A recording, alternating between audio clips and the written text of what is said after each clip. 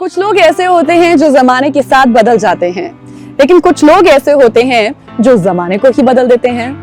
नमस्कार, जॉस हिंदी देख रहे मेरे सभी प्यारे दर्शकों का मैं गीत उदय सैनी हार्दिक दिल से स्वागत करती हूँ।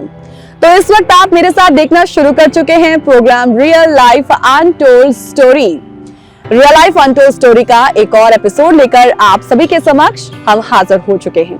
दोस्तों, आज रियल लाइफ अनटोल्ड स्टोरी में आपकी मुलाकात हम एक ऐसी पर्सनालिटी से करवाने जा रहे हैं जो बहुत ही इको फ्रीक हैं, एक पर्यावरण प्रेमी। She is the person with the strong passion for saving this environment, for protecting this environment. वैसे पेशे से तो वे प्रोफेशनल एडवोकेट हैं, लेकिन प्रकृति को सहेज कर रखने की जिम्मेदारी वो बखूबी निभा रही हैं। सामाजिक मंचों पर वो समय समय पर अपनी आवाज उठाती रहती हैं, लेकिन हाँ, आसपास के लोग जो दिख जाए उन्हें कि बेहद लापरवाह हो रहे हैं इस प्रकृति के टुवर्ड्स, तो फिर उनको वो जिम्मेदारी का एहसास करवाने से वो पीछे नहीं हटती। पर्यावरण को बचाने की जब हम बात करते हैं तो हम आसपास देखते हैं और हम पढ़ भी चुके हैं उन पर्यावरण प्रेमियों के बारे में कि उनकी लिस्ट जो है वो बहुत लंबी है।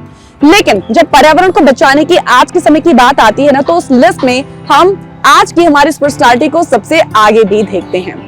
तो जैसा कि हमने बताया कि प्रोफेशनल एडवोकेट होने के साथ साथ वो एक पर्यावरण प्रेमी है, क्योंकि इस पर्यावरण को बचाने का उनका जो प्रेम है वो बहुत अनूठा है, तो इसीलिए वो खास हैं। पहले इतने सारे पक्षी होते थे जो मेरे घर में आके चहकते थे, अब नहीं दिखते हैं मुझे। सिमिलरली पेड़ पौधे बहुत सारे वो मुझे दिखने धीरे धीरे गायब होने लगे। जो एनवायरनमेंट का शौक था मेरा, वो मुझे बहुत तसल्ली देता था, पीस देता था। लोगों को पौधों से प्यार दिलाने के लिए मैंने टेरेरियम्स बनाने शुरू कर दिए, कांच के बर्तन में पौधे लगा के गिफ्टिंग जो भी उनको सिखाना शुरू कर दिया। खाली पेड़ लगाना इम्पोर्टेंट नहीं है, पेड़ को जो लगे हुए उन्हें बचाना उतना ही और उससे ज्यादा इम्पोर्टेंट है। अभी भी अगर हम नहीं जागे तो आने वाले वक्त में मुझे आई एम वेरी स्कैर्ड।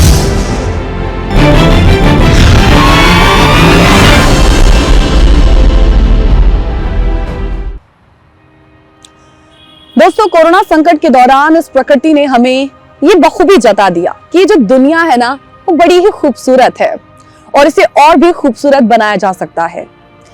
लेकिन मानवीय गतिविधियों ने इस प्रकृति के साथ बहुत खिलवाड़ किया है। आज जोशीमठ संकट हम सभी के सामने है। वहां क्या कुछ हो रहा है यह हमें अंदर से झकझोर कर रख देता है। आज प्रकृति ने फिर अपना रौद्र रूप दिखाते हुए बता दिया कि आप जो कर रहे हैं ना, वो सही नहीं कर रहे। इसीलिए ऐसे कई प्रकृति प्रेमियों की यहाँ पर जरूरत है जो समय समय पर इन हो रहे बदलावों को रोक सके, लोगों को जागरूक कर सके। प्रकृति से प्रेम सबको करना चाहिए, लेकिन दुनिया में हम में से ऐसे कितने लोग हैं जिनकी प्रायोरिटी में प्रकृति को बचाना ये भी शामिल है। खैर, आज रियल लाइफ अनटोल्ड स्टोरी में एक ऐसी पर्सनालिटी से हम आपको मिलवाने जा रहे हैं जिनके बारे में हम आपको पहले ही बता चुके हैं कि एक एडवोकेट होने के साथ साथ वो एक इकोलॉजिकल एक्टिविस्ट भी हैं। Let's welcome first Anupama Raj, please. Thank you Geet, it's always so heart warming to meet you. Thank you, बहुत बहुत शुक्रिया। अनुपमा जी, आप ऐसी है ना, मैं दर्शकों को बताना चाहती हूँ कि एक खुद तो पर्यावरण प्रेमी है ही, लेकिन आप उन लोगों में से शामिल हैं जो आसपास कुछ गलत करता पकड़ा गया ना, वो जो है था, हम कह रहे थे मानवीय गतिविधियां जो दखलंदाजी बहुत ज्यादा हो रही है, आसपास कुछ भी ऐसा करता पकड़ा गया तो उन्हें समझाती तो है, लेकिन डांट भी उतनी ही पड़ती है कि आप ऐसा क्यों कर रहे हैं। इसलिए आप खास हैं। ऑलवेज गुड, अच्छा लगता है लोगों से बात करना। एक तो दो चीजें होती हैं इसमें, कि आप नए लोगों से जुड़ते हो, नए लोगों से बात करते हो, तो 20% लोग होते हैं जो आपका ध्यान से सुनते हैं और साथ देते हैं, आगे के लिए आपके साथ चलते हैं। 80% से आप डांट खा से सुना और एक कान से निकाल भी दिया, ऐसे भी लोग हैं। ऐसे भी लोग हैं और ऊपर से आपको डांट देते हैं कि आप कौन होते हो, आपका क्या जाता है ना। तो वो रिस्पॉन्सिबिलिटी हम किसी तरह से, मुझे ऐसा लगता है कि वो रिस्पॉन्सिबिलिटी हम उनमें डाल नहीं पाए कि ये कचरा डालना, घर से निकले और जहां मर्जी डिस्पोजेबल में चाय कॉफी पीते हुए इधर फेंक देना, वो वो रिस्पॉन्सिबिलिटी हम उन्हें डाल नहीं पाए कि आपकी रिस्पॉन्सिबिलिटी है ये सफाई रखना। इसे ही आज हम तफसील से आपके माध्यम से जानना चाहेंगे कि अगर ऐसा है तो ऐसा क्यों है। लेकिन उससे पहले, क्योंकि हमारे प्रोग्राम का ना एक कायदा होता है, हमारे दर्शक तो भाई से भलीभांति परिचित है ही। कायदा ये है कि पहला सवाल और आखिरी सवाल क्या है वो ये जानते हैं, लेकिन आप नहीं जानती हैं। तो वो पहला सवाल मेरा यही है कि देखिए, अनुपमा राज जो एक प्रोफेशनल एडवोकेट होने के साथ साथ एक इकोलॉजिकल एक्टिविस्ट भी हैं, लेकिन उस अनुपमा को तो सब जानते हैं। एक ऐसी अनुपमा भी है जो सिर्फ आप ही जानते हैं जैसे। तो उस अनुपमा के बारे में हमें प्लीज थोड़ा सा पहले बताएं। देखिए, एक्चुअली मैं ये कहूंगी कि बचपन से मुझे ह्यूमंस ने थोड़ा डिसअपॉइंट किया। तो मुझे जो सबसे ज्यादा अच्छे लगते थे, या मेरी जो दोस्ती थी, वो पेड़ पौधों से और जानवरों से, पक्षियों से ज्यादा उनसे मेरी दोस्ती हो गई। और उसी के चलते मुझे धीरे धीरे समझ आने लगा कि अरे पहले इतने सारे पक्षी होते थे जो मेरे घर में आके चहकते थे, अब नहीं दिखते हैं मुझे। सिमिलरली पेड़ पौधे बहुत सारे जिनके साथ मैं रोजमर्रा में बातें कर लेती थी, जो मेरी सुन लेते थे, वो मुझे दिखने धीरे धीरे गायब होने लगे। एंड देन वक्त के साथ बड़े हो गए, खुद का बेटा हो गया, उसको सिखाने लगे हम लोग कि एनवायरनमेंट को बचाना है बेटा, ये प्लास्टिक देखो कैसे कचरा डाल रहा है। एंड देन दिमाग में ये लगने लगा कि हम इनके लिए छोड़ के क्या जा रहे हैं। आसपास कैंसर पेशेंट्स इतने होने लगे, फैमिली में जब कैंसर आया मेरे, तो ध्यान देना शुरू किया कि एक सिंपल लिविंग इंसान को क्यों कैंसर हो गया। तो उससे और ज्यादा अंदर क्वेश्चंस आने लगे कि देखे जाने की क्यों हो रहा है, कैसे हो रहा है। तो ये सब इन डेप्थ में जाते जाते समझ में आया कि जो हम खा रहे हैं वो उस धरती पे उग रहा है जहाँ पे हमने प्लास्टिक बिछा दिया है। और जब पानी उस पौधों में जाता है, वो प्लास्टिक से निकला हुआ केमिकल्स उन प्लांट्स को खराब कर रहा है और वो हम में जा रहा है। उन सब के चलते ये समझ में आया कि पेड़ पौधे ज्यादा लगाएं, प्लास्टिक हटाएं, और ये सारा एक सर्कल बन गया। कि ना लाइफ में ना कहते हैं ना कि एक इंसान जो है सही रास्ते पर तब चलना शुरू करता है जब उसे धक्का लगे। अब प्रकृति को हमें सेव करना है, ये आज आपके साथ ये पूरी तरीके से जुड़ा हुआ है, और उसको समझने के साथ साथ हम अनुपमा को भी समझ रहे हैं कि उसकी अनटोल्ड स्टोरी क्या है ना। उसका ग्रीन पाथ पर चलना, वो चलिए आपने बता ही दिया, लेकिन इसे तफसील से जानना है। बहुत सारे ऐसे सवाल है कि धक्का लगने से ही हम सही ट्रैक पर क्यों आते हैं, ये सब पहले एक इंसान उस प्रायोरिटी में शामिल क्यों नहीं होता है, ये भी हम आपसे आज जरूर समझना चाहते हैं। लेकिन बहुत सारे सवाल हैं, हम तफसील से समझेंगे भी, आपसे जानेंगे भी। आपकी बात बिल्कुल सही है कि धक्का लगने से वो जागरूक होती है, तुम्हारी जो इनर कॉन्शियसनेस होती है वो जागती है। ये क्या हुआ, ये कैसे हो गया, देन यू स्टार्ट सर्चिंग, तब आप ढूंढने लगते हो, उसके कारण के पीछे भागते हो। एंड आई बिलीव वो बहुत जरूरी है एक्चुअली। अगर शायद वो कहते भी है ना कि आपके लिए पाथ निश्चित होता है ना, तो वो अगर आप उस पाथ पे नहीं चल रहे तो आपको भगवान एक देता है कि ये करो, फिर कर हम आ ही जाते हैं उस ट्रैक पर, हम पहुंच ही जाते हैं, पहुंचा देगा। एग्जैक्टली। अनुपमा जी, एक बार फिर से आपका स्वागत करते हैं रियल लाइफ अनटोल्ड स्टोरी में। ठंड अच्छी लग रही है ना? वैसे बहुत अच्छा, मतलब इससे अच्छा क्या हो सकता है, बढ़िया मौसम है। शिमला जाने की हमें जरूरत नहीं है। सीरियसली, प्रकृति के बीचों बीच बैठ के बात करना, किसी को जानना, इससे बढ़िया और क्या हो सकता है। बिल्कुल अनुपमा जी, क्योंकि बातें बहुत सी हैं, ऐसे बहुत से सवाल हैं, जायज सवाल हैं जो आज मैं आपसे पूछने वाली हूँ, क्योंकि आप एक इकोलॉजिकल एक्टिविस्ट हैं, और जैसा आप कहते हैं ना कि आपके आसपास भी कई लोग आपको ऐसे मिल जाते हैं जिन्हें आप डांटना भी पड़े तो डांट भी देती हैं, वो भी आपसे जानेंगे। लेकिन उससे पहले, जैसे ब्रेक में जाने से पहले मैं वो अनुपमा के बारे में जानने की कोशिश कर रही थी, आप ही की जुबानी में जानने की कोशिश कर रही थी, और आपने बीचों बीच जो कहा कि एक डिसअपॉइंटमेंट, एक ग्रीन पाथ पर चलने से पहले जो डिसअपॉइंटमेंट आपको लाइफ से मिली, लाइफ से नहीं, हम कह सकते हैं कि इंसान से मिली, इंसानी रिश्तों से मिली। Yes, correct. सो अगर आप बता सकें क्या थी वो डिसअपॉइंटमेंट? देखिए, स्टोरी सभी की होती है, Everyone has their own stories. So when I said disappointment from relationships, जिंदगी में बहुत शुरुआती दौर पे जब बहुत छोटे थे तो पता चला कि लोगों के बताने से पता चला कि हम आई वॉज डार्क, मैं एक डार्क कॉम्प्लेक्शन गर्ल थी। तो लोग आके मेरे परिवार, मेरे माँ बाप को आके समझाते थे कि भाभी जी थोड़ी कुड़ी बहुत काली है। तो एक विदाउट थिंकिंग कि बच्चों की साइकी में क्या जाता है, they used to talk like that. I was in school, in primary school, and people talking to my parents like, भाभी जी थोड़ी कुड़ी बड़ी काली है, कुछ करो, ब्याह नहीं होना। I mean, what it does to a child's psychology, you can appreciate, probably we can appreciate now that we are all talking about all these things now. That is the first kind of torture that I remember in my life, and I remember उसके बाद से मैंने लोगों के साथ interact करना, mummy papa ने जब भी कहना चलो उनके घर जाना है, I used to tell I don't want to go, मैं घर पे ठीक हूँ आप जाओ। मैं घर पे रहती थी और मेरे घर में एक बहुत बड़ा आंगन होता था जहाँ पे पीछे नींबू का पेड़, पपीते का पेड़, ये पेड़, मैं वहाँ पे बैठ के चिड़ियों को मूंगफली खिलाती थी और उनके साथ बातें करती थी। That was my first connection with the nature. So there my interaction started. जैसे जैसे ज़िंदगी में आगे बढ़ते गए, वक्त गुजरता गया, बाय कह दीजिए जो भी, आई मीन बुरे कर्म या whatever reasons, I lost my husband in a very early years of life. I mean, my son was just 6 years old. I experienced a huge community social boycott kind of thing.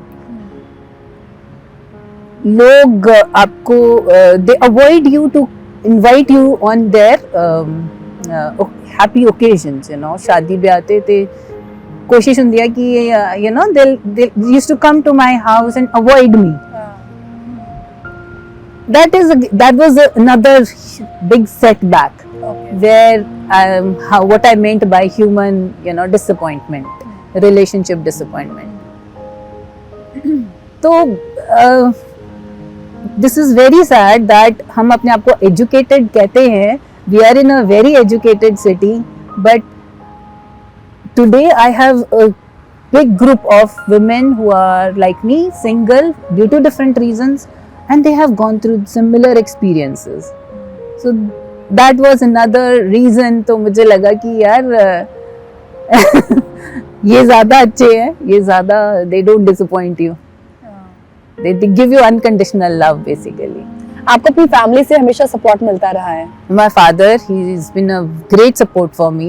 My brother, my father, they both have, they are my pillars basically. And no doubt, ऐसा नहीं है कि सभी disappoint करते, बहुत सारे दोस्त भी मिले, colleagues भी मिले, जिन्होंने ज़िंदगी में I mean, हमेशा ऊपर ही उठाया है कि हाथ पकड़ के कि चलो हम हैं साथ में। पर on an average, I will say that was my disappointment, that although हम अपने आप को educated कहते हैं, but still we try to hit at the spot where it hurts. और ऐसा ही क्यों होता है हमेशा? मतलब आप जैसे अब एक सामाजिक तबके की बात कर रहे हैं ना, जब भी ऐसा कुछ होता है किसी महिला के साथ हो या कुछ भी उसके साथ कुछ भी बुरा हो, ये समाज बीच में बोलने आ जाता है कि ठीक है तुम अपनी लाइफ को थोड़ा सुधारने के लिए ये करो या ये करो, या अगर yes of course, I mean, आप अच्छा you're alone ना, आपका टाइम कैसे कटता है? अगर आप जॉब कर रहे हो तो they will say आपका तो बच्चा रोल दिया आपने, और अगर आप नहीं कर रहे हो तो they will say कि आप कुछ करते क्यों नहीं हो? आपका टाइम कैसे कटता है? जैसे आपका कटता है वैसे मेरा कटता है। नो, एंड देन अच्छा आप कुछ समाज सेवा का काम कर लो। आई मीन समाज सेवा आप भी कर सकते हो, everybody should do it, community service हमारे देश में हमने ये लागू नहीं की है, बट ये हर जगह होनी चाहिए। और एक चीज जो मुझे बड़ी अपने स्कूल की मैं बताना चाहूंगी, हमारे हम 10 गवर्नमेंट मॉडल स्कूल से पढ़ी हूँ मैं, वहाँ पे हमारे स्कूल का एक रूल था, वो मैंने पहले बहुत लोग को बताती हूँ, जो मुझे बड़ा अच्छा लगता था। अगर आप लेट आए हो तो गेट बंद होने से बाद में आए हो आप, हाँ। आपको सारा जो भी बच्चे लेट आते थे सारा स्कूल और वो इतनी अच्छी एक्टिविटी थी, आपके दिमाग से ये वहम दूर हो जाता है कि ये काम आपका नहीं है। तो आप कहीं पे भी जाते हो, अब मानेंगी मेरा ये मन करता है जब मैं किसी गार्डन में जाती हूँ कि ये कचरा पड़ा तो मैं उठा दूं, मुझे अच्छा नहीं लगता देखना। तो वो स्कूल से ये इन सब चीजों की नींव हमने डालनी थी जो अब हम भूल गए हैं। नहीं, आपने मुझे याद दिला दिया। मेरे स्कूल के समय भी यूजुअली ऐसा होता नहीं था कि हम लोग लेट होते थे, क्योंकि पापा वाज इन द आर्मी, सो बस जाना आना जाना होता था, वो लेट नहीं होते, we were very punctual. But हाँ, इनकेस कभी हो जाता था तो ये ही होता था, आज सारे पार्क की सफाई आप करोगे। एग्जैक्टली दैट कुछ करते थे हम लोग। और वो बहुत अच्छा था। आज आप स्कूल्स में चले जाओ, नहीं पेरेंट्स ही जाके लड़ने लग जाएंगे टीचर्स के साथ कि मेरे बच्चे को हिट क्यों किया। हालांकि हम ये अगर हम सिखा दें तो शायद वो जो सड़कों पे पड़ा हुआ डिस्पोजेबल गंद है वो दिखना बंद हो जाएगा। आपसे क्योंकि ये दूसरी दफा जो है प्रोग्राम के लिए मेरी मुलाकात हो रही है ना, क्योंकि आपसे वो जो पहली मुलाकात हुई थी ना, उसके बाद से कई बदलाव तो मुझ में भी आ गए थे। हालांकि शुरू से ही प्रकृति के टूवर्ड तो मेरा प्यार जो है वो अनूठा है, और मेरे परिवार का भी। लेकिन हाँ, कुछ जो चीजें अच्छी नहीं थी, ये चीजों को रिसाइकिल किस तरीके से करना है, वो चीजें मैंने आपसे जरूर सीखी। और मेरे ख्याल से हमारे व्यूवर्स ने भी, अगर वो पहला एपिसोड विद द वुमेन का देखा होगा उस एपिसोड को, तो काफी कुछ सीखा भी होगा। और आज एक बार फिर से दूसरी दफा इस प्रोग्राम के माध्यम से मुलाकात आपकी हो रही है। हम जब भी मिले हम कुछ लोगों को ऐसे ही कुछ ना सीखते रहें। मैं भी बहुत कुछ सीखती हूँ आपसे। सो काफी अच्छी चीजें आपने याद दिला दी हमें। लेकिन फिर से हम उसी सवाल पर आएंगे कि एक डिसअपॉइंटमेंट एंड देन उसके बाद एक सोशली जो टॉर्चर भी, स्पेशली खासकर महिलाओं को जो सहना पड़ता है, स्पेशली तब जब वो सिंगल पेरेंटिंग कर रही हों, तो उन चीजों से फिर आप किस तरीके से निकली? एक हक, मेरे हक में जो एक बात थी वो थी मेरे पिता का साथ, जो कि एक अनकंडीशनल था कि जो भी मैं करूंगी, जैसे भी करूंगी, वो वहाँ पे मेरे सपोर्ट में खड़े हैं। एंड देन स्लोली एक्चुअली जो एनवायरनमेंट का शौक था मेरा, वो मुझे बहुत तसल्ली देता था, पीस देता था। तो कहीं पे कोई मुझे ऐसी लगती थी तो मैं बाहर आ जाती थी, अपना कुछ ना कुछ किसी एक्टिविटी ऑर्गेनाइज कर ली। कुछ लोगों को पौधों से प्यार दिलाने के लिए मैंने टेरेरियम्स बनाने शुरू कर दिए, कांच के बर्तन में पौधे लगा के गिफ्टिंग जो भी उनको सिखाना शुरू कर दिया। वर्कशॉप्स ली मैंने। तो वो मुझे बहुत पीसफुल एक्टिविटी लगती थी। लोगों से दूर अपने काम में फोकस रखो और वो काम करो जो शांति देता है, पैशन है आपका। दूसरी चीज जो इस एक्टिविटी ने मेरे साथ किया, मुझे बहुत सारे लाइक माइंडेड लोग मिल गए। तो मैं उनके साथ जुड़ती चली गई, ग्रुप्स बनते चले गए। हम लोगों के लिए, बच्चों के लिए स्कूल्स में, कॉलेजेस में हम इवेंट्स ऑर्गेनाइज करने शुरू हो गए। तो वो सारा ध्यान जो था, जो टाइम था, वो सारा वहीं पे उस जगह पे जाकर केंद्रित हो गया। तुम्हारी ध्यान के साथ, वक्त के साथ तुम्हारी एनर्जी सारी उधर केंद्रित हो जाती हैं, तो बहुत इफेक्ट पड़ता है। और भी, और जब वक्त के साथ मुझे बहुत सारी और ऐसी महिलाएं जुड़ी, मेरे साथ जुड़ी, जिनके काइंड ऑफ सेम एक्सपीरियंसेस थे। तो जब आप उसके बारे में बात करते हो, जब जितने लोग जुड़ते हैं उनसे बातें करते हो, एक तो आपका भी ढंग, लोगों को मैसेज देने का ढंग बदलता है। तो जब आप डिफरेंट फोरम्स में जाते हो, आप उन्हें समझा पाते हो कि क्या आपको जो, एक तो आप में कॉन्फिडेंस आता है कि मैं जो महसूस कर रहा हूँ वो सिर्फ मेरा नहीं है, और लोगों को भी वैसे ही फील होता है, उन्हें भी बुरा लगता है, वो खराब लगती हैं चीजें। तो आप मैसेजेस कन्वे कर पाते हो, सोशली लोगों के साथ इंटरेक्ट कर पाते हो, उनको कन्वे कर पाते हो कि ये सही है, ये सही सोच, यहाँ पे इसको ऐसे बदलाव में लाया जा सकता है। तो कम्युनिकेशन मैटर्स अ लॉट ना, बात करने का तरीका और बात करने के वर्ड्स जो हैं आपके, लोगों को कैसे आपने उनको समझा, बात करनी है ताकि उन्हें समझ में आए। तो ये सब चीजें इम्प्रूव होने लगती हैं, बेटर होने लगती हैं विद जैसे जैसे लोगों से जुड़ते रहते हैं और जैसे समय जो है वो बीतता रहता है। लेकिन यही है ना कि ये जो लाइफ के हर पहलू है ना, वो हर पहलू हमें कुछ ना कुछ सिखाता जरूर है, हर इंसान को सिखाता है। इसने आपको भी, अनुपमा राज को भी काफी कुछ सिखाया है। बट वी सैल्यूट यू कि अनुपमा जी एक बहुत छोटी सी उम्र में ही एक दैट सोशली जो टॉर्चर जो आपको सहना पड़ा, और मेरे ख्याल से वैसी और भी बच्चियां बहुत सारी आज भी हैं। यही दुख की बात यही है, वही मेरी बहुत कोशिश है और मैं चाहती हूँ कि मैं कुछ ऐसा करूँ कि आने वाले वक्त में बच्चों को जो आने वाले वक्त में भी देखिए लाइफ सबके ऊपर नीचे चलती रहती है, मुश्किलें और हाँ, this is a bell curve, it will always go on ना। तो आने वाले वक्त में हम एटलीस्ट चाहे लड़का हो या लड़की हो, इर्रेस्पेक्टिव ऑफ जेंडर, हम लोगों को थोड़ा सा अवेयर कर सकें, सेंसिटाइज कर सकें कि ये जो बुली करना है ये किसी भी लेवल पे अच्छी बात नहीं है। और ये कई हद तक रिस्पॉन्सिबिलिटी मेरे ख्याल से परिवार से ही शुरू हो जाती है कि परिवार जो है वो बच्चों को क्या सीख दे रहा है, क्या बातें खुद क्या क्रिएट कर रहा है, जिससे बच्चे सीख क्या रहे हैं एक्चुअल में उनसे। बहुत कुछ अभी जानना बाकी है, यही कि ये बदलाव है लाया कैसे जा सकता है। बिल्कुल जरूर, अगर जो भी कोशिश कर सकते हैं जरूर करेंगे। जिंदगी का हर पहलू अपने आप में बहुत ही अनूठा होता है, क्योंकि वो हर पहलू हमें कुछ ना कुछ सिखाता ही है। तो अच्छी बात यह है कि उस एक इंस्पिरेशनल पर्सनालिटी से, कुछ इन्फ्लुएंशियल पर्सनालिटी से उन पहलुओं के बारे में, उनकी जिंदगी के बारे में जाने जाए, ताकि उनसे कुछ सीख सके और आगे आपको भी उनसे रूबरू करवा सके। अनुपमा राज जी इस वक्त हमारे साथ जुड़ी हुई हैं। Let's welcome her first again then real life untold story में एक बार फिर से आपका स्वागत, हमारे दर्शकों का भी बहुत बहुत स्वागत। अनुपमा जी, अब हम आते हैं अपने असल मुद्दे पर जी। देखिए, जिंदगी में ना बहुत सारे ऐसे लोग हैं जो सब कुछ जानते हुए भी कुछ करना तो चाहते हैं लेकिन वो कुछ कर नहीं पाते हैं। बट अनुपमा राज, जिसने इतना सोशल टॉर्चर भी सहा, और उसके बाद एक पड़ाव ऐसा भी आया जब आपने अपने उस समय को बस अपने साथ बांध के रख लिया कि हाँ मुझे ये करना है और इसी तरीके से मुझे आगे मूव ऑन होना है। बिल्कुल। लेकिन जब हम लोगों की बात करते हैं, क्योंकि आप एक इकोलॉजिकल एक्टिविस्ट हैं और लोगों को समझाने का, उन्हें बताने का आपका एक राइट है,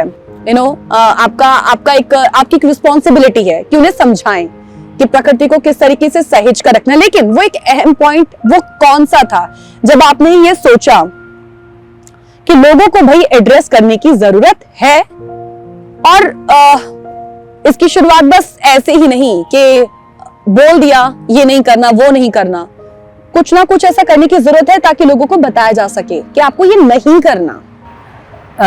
देखिए, मतलब महसूस तो बहुत समय से ही हो रहा था कि अरे ये क्यों डाल दिया है। पहले क्वेश्चन सिर्फ ये होता था दिमाग में कि लोग ऐसे गंदा क्यों कर देते हैं, लोगों ने ये काट क्यों दिया।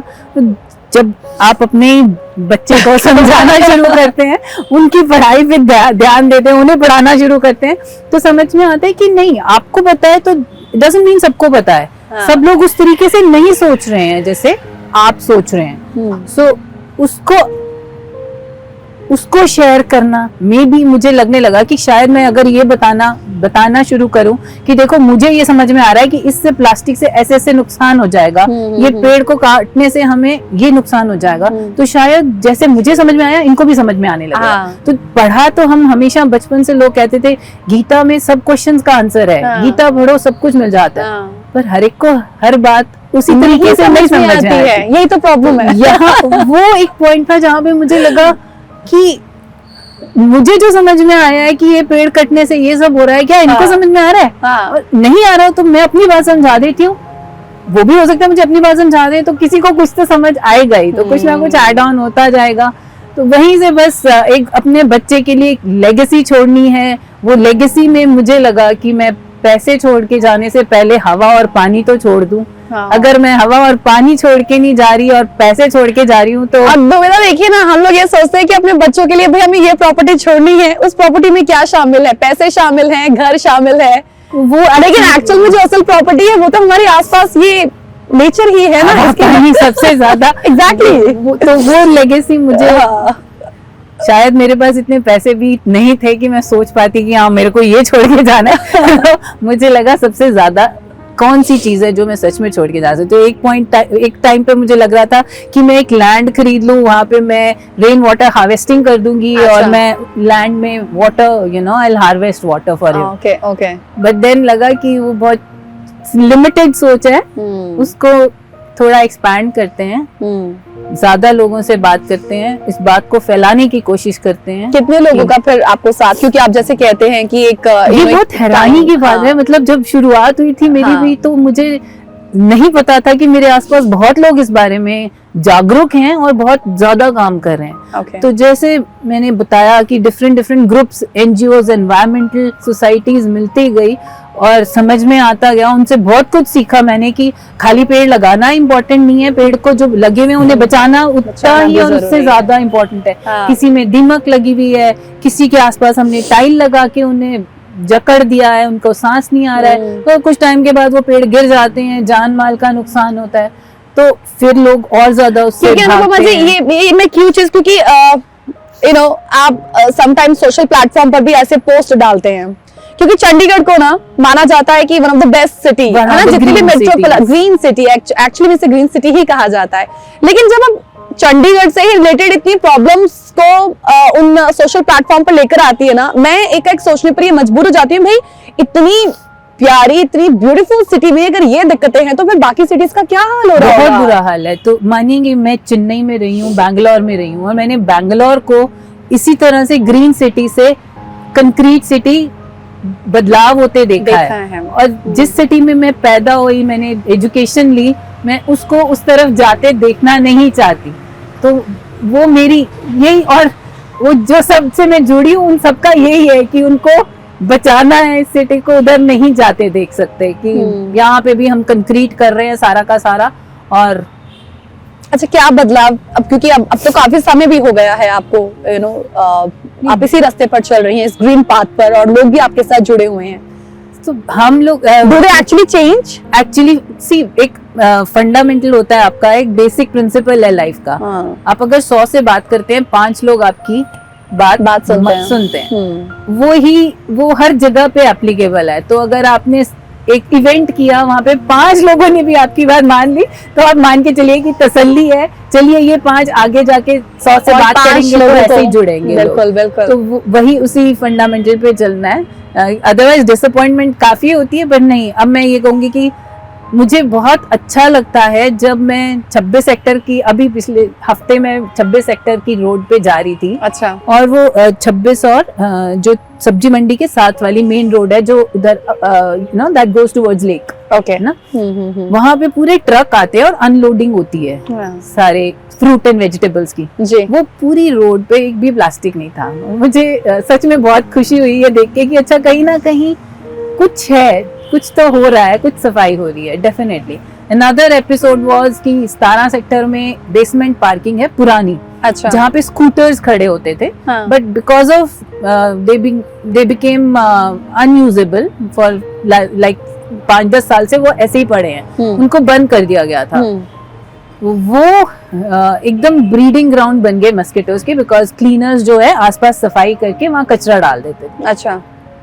authorities, you just have to you know become a whistleblower for the authorities. Sometimes आप ये मान के चले, उनको हर जगह नहीं दिखाई देता, तो आप उन्हें जाके बता दें कि यहाँ ये इस चीज को एड्रेस कर लो, और फिर अथॉरिटीज कर दें। That is what gives you motivation कि अच्छा नहीं लगे रहेंगे तो कुछ तो हो रहा है ना, कुछ ना कुछ तो हो रहा है। बिल्कुल। हाँ, नहीं, जब हम अथॉरिटी को तक एक मैसेज पहुंचाना, अब वो यू नो आपकी रिस्पॉन्सिबिलिटी बन चुकी है, आपकी और आपकी टीम की, कि हाँ उस अथॉरिटी तक हमने किस तरीके से अपनी बात रखनी है और उन्हें ये काम करना है। लेकिन आसपास के लोगों को समझाना, ये सबसे बड़ी दिक्कत होती है। No, we give them numbers, we give them कि आप ये नंबर लें, आप इस पे, आपको कहीं पे भी जाते हुए कुछ दिखता है, आप ट्रैफिक के और आपके हर तरीके के आपके नंबर्स आजकल अवेलेबल हैं, तो आपको जस्ट फोटो डालना है और मैसेज देना है कि ये यहाँ पर है। तो अथॉरिटीज अगेन 5% तो काम होगा ना, तो उसके साथ चलते चलो, करते चलो। नहीं, ये तो हो गई एक सिटी की बात, बट हम जब ओवरऑल अगर हम बात करें तो फिर आप इसे किस नजरिए से देखती हैं? जैसे हमारे सिटी में, जैसे हमारे सिटी में हम लोग अपनी तरफ से कोशिश कर रहे हैं, ऐसे हर सिटी में बहुत लोग हैं जो इन्हीं सब चीजों पे काम कर रहे हैं।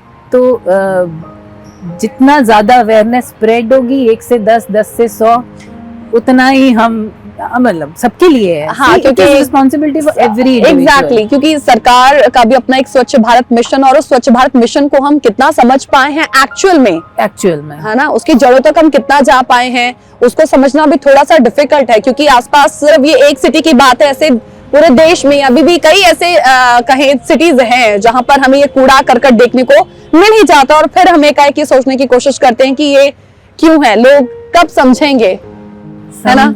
तो वो ईच वन टीच वन वाला जो एक बहुत each one teach one, yes, that is not teaching ABC, ये एक 1980s में 1970s का गवर्नमेंट का ही दिया हुआ वो था, मंत्र था। हाँ, एक प्रोग्राम जो बना था ईच वन टीच वन। तो वो मैं कल ही एक जगह पे कहीं पे बात कर रही थी, तो मैं ये कह रही थी कि ईच वन टीच वन हमें ABC नहीं सिखाना है किसी को, हाँ, हमें यही सिखाना है कि गंद नहीं डालना है, या किस तरह से हमें अपने आसपास नेचुरल रिसोर्सेज की ना उनकी सेवा करनी है, या सेवा समझ लें, या अपने लिए उन्हें बचाना है। छोटी छोटी चीजें हैं, उनका इंटरप्रिटेशन है, जरूरी है। एक बार फिर से आप सभी का स्वागत जो सिंधी के इस बेहद खास programme real life untold story में। अनुपमा जी इस वक्त हमारे साथ जुड़ी हुई हैं, एक बार फिर से उनका बहुत बहुत स्वागत। काफी बातें हो चुकी हैं, है ना, लेकिन बहुत सारी इम्पोर्टेंट बातें, महत्वपूर्ण बातें अभी रहनी बाकी हैं, क्योंकि उनके एक कहें महीन जो कहें पहलू होते हैं, या तो वो लोग समझ नहीं पा रहे हैं या समझना चाहते नहीं हैं। कंफर्ट जोन में से निकलना मुश्किल होता है। हाँ, यू नो, ये मैं स्टार्टिंग में कह रही थी कि ऐसी बहुत सारी मानवीय गतिविधियां जो हो चुकी हैं और अभी भी चल रही हैं, कॉन्सिक्वेंसेस क्या होंगे ये भी पता है, लेकिन फिर भी हम करते जा रहे हैं। प्रायोरिटीज में जो चीजें लेनी चाहिए वो हम ले नहीं रहे हैं। I want to know from you कि now at this point of time are we paying for our action? I think world over, we all know that Corona is one of the biggest example the world is facing, a consequence of our actions. And अगर हम that was a health hazard, but अगर हम कह दीजिए कि जान माल के ऊपर देखें तो सबसे बड़ा एग्जाम्पल हिंदुस्तान के लिए जोशी मठ है। एग्जैक्टली। तो हम देखते बूझते भी, हम एक्चुअली कितने पिछले सालों से जो इतनी बाढ़ आ रही थी उत्तराखंड में और ना लैंडस्लाइड्स हो रही थी, उन सबको हमने देखा, पर शायद कहीं ना कहीं हम ये सोचते हैं ये वहाँ हो रहा है, हमारे साथ नहीं हो रहा है। तो शायद ये है सोच विचार लोगों का। मुझे भी समझ में नहीं आता है कि क्यों हम उसको एक एग्जाम्पल लेके अपनी लाइफ में इम्प्लीमेंट नहीं करना शुरू कर रहे कि ये चीज़ें हो रही हैं जो कही जा रही थी पहले किताबों में कि ऐसा लैंडस्लाइड्स होंगी, मानवीय गतिविधियों की वजह से, डेवलपमेंट की वजह से, आपकी जो हमने डेवलपमेंट के नाम पे इतने सारे बिल्डिंग्स कंस्ट्रक्ट कर दी हैं, पहाड़ों को इतना नुकसान कर दिया, तो उनका असर कहीं ना कहीं तो हमारी लाइफ पे होना ही है।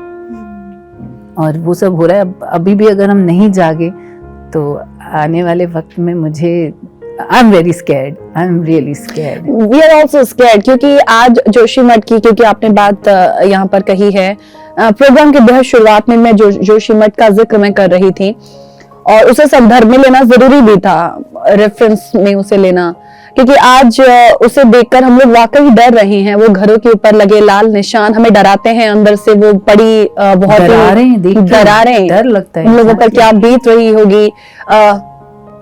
कुछ लोग हम लोगों में से ऐसे हैं जो कह रहे हैं कि वहां पर हुआ है ना, यहाँ पर तो नहीं हुआ, लेकिन हम में से ऐसे बहुत सारे ऐसे लोग भी हैं कि वहां पर हुआ है तो यहाँ पर भी होगा। ये जानना समझना बहुत जरूरी है कि सिर्फ वो एक रेंज ऑफ हिल्स में से अगर एक गिरता है, एक पहाड़ गिरता है, तो उसका बाकी सबको ऊपर क्या असर होने वाला है ना। तो अगर लाइन से घर बने हुए हैं एक साथ उनकी वॉल्स जुड़ी हुई हैं, और एक घर अगर गिरता है तो ऐसा तो नहीं है कि बाकी घर ऐसे कैसे खड़े रहेंगे, उनकी नींव भी हिलती है। बिल्कुल, बिकॉज ना उनका सपोर्ट सिस्टम हिला तो सारी रेंज पे फर्क पड़ेगा।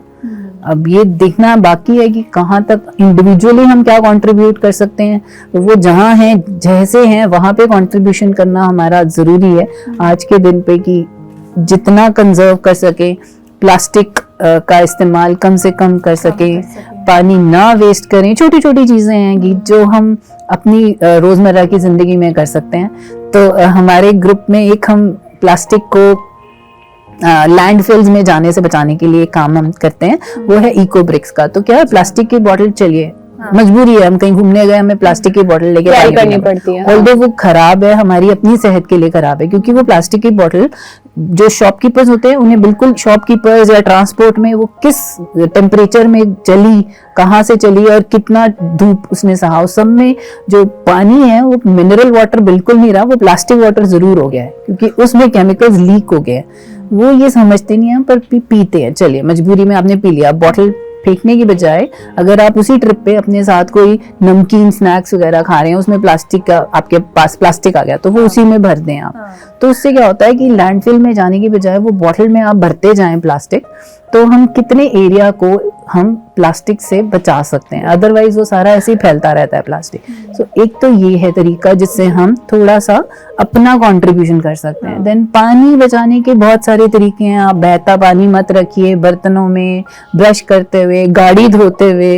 आप गाड़ी धोने वाला जो आपने बताया, ये तो वी सी एवरीवेयर कि लोग पाइप्स लेकर खड़े रहते हैं एंड देन गाड़ियों को साफ करते हैं। से आप पानी साफ, गाड़ी साफ कर सकते हैं। गाड़ी साफ आपको जरूरत नहीं है रोज साफ करने की, बट हम अगर करनी भी है तो आप बाल्टी से कर लीजिए ना। तो पानी अगर हम छोटी छोटी चीजें और उससे हम बहुत सारा पानी बचा सकते हैं। इवन गमलों में जब आप पानी देते हो तो आप बहता मत रखो, उतना ही पानी दो जितना उसको पीना है पौधे को। आपको पता है 1 गिलास पानी से गमले में चल जाता है, तो आप अगर खड़े होकर 1 लीटर पानी बहा देंगे तो ऐसे ही सोचिए कि नंबर ऑफ गमले 50 हैं तो 50 लीटर पानी बहा दिया हमने। नहीं, अभी तो सोचकर भी डर लगता है कि जो रिसर्चर्स हैं जब वो हमारे सामने ये स्टडीज लेकर सामने आते हैं कि आने वाले समय में पानी जो है वो अब अंडरग्राउंड भी अब इतना सा लेवल अब इतना रह गया है, पानी हमें नहीं मिलने वाला है आने वाले समय में। हमें जो कहें एक अभी तो हम फूड सिक्योरिटी को अभी तक हम सिर्फ ये सोचकर बैठे हुए कि अभी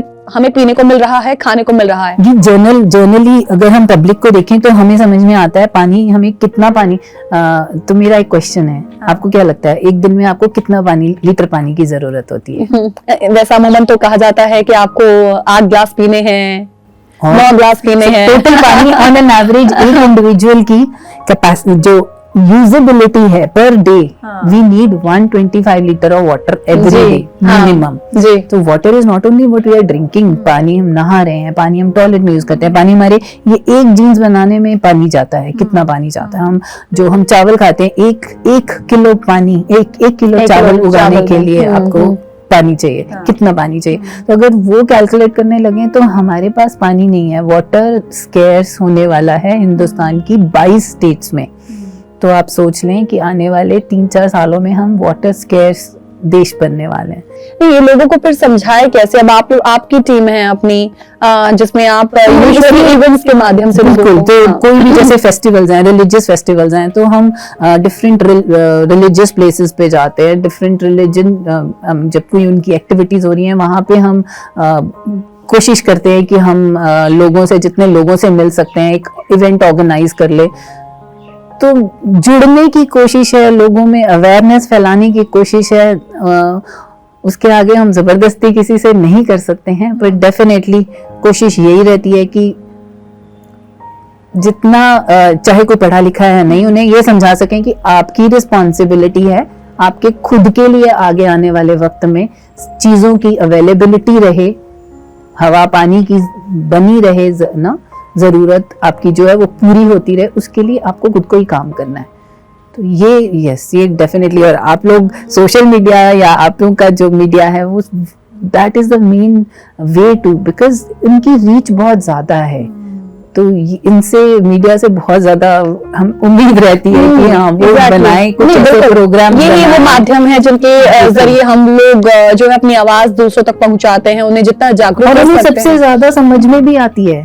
जो जब पब्लिक इंटरेक्शन में ठीक है, बट जो मीडिया की रीच होती है ना, वो जन जन तक पहुंचती है और वो ज्यादा समझ में आती है। लेकिन एक वर्ड होता है इंक्लिनेशन, कहते हैं एक अंदर से जब वो चीजें what do you call, एक जो हमारे अंदर है ना, वो चीजें जब खुद निकल कर बाहर सामने आए, वो जितना बेहतर हो सके उतना ज्यादा अच्छा है। मैं क्योंकि प्रोग्राम को ऑलमोस्ट मुझे अब वो समापन उसका समय हो गया है उसे समाप्त करने का, लेकिन मैं सवाल आपसे जाते जाते ये जरूर करूंगी कि हर कोई प्रकृति प्रेमी क्यों नहीं बन सकता?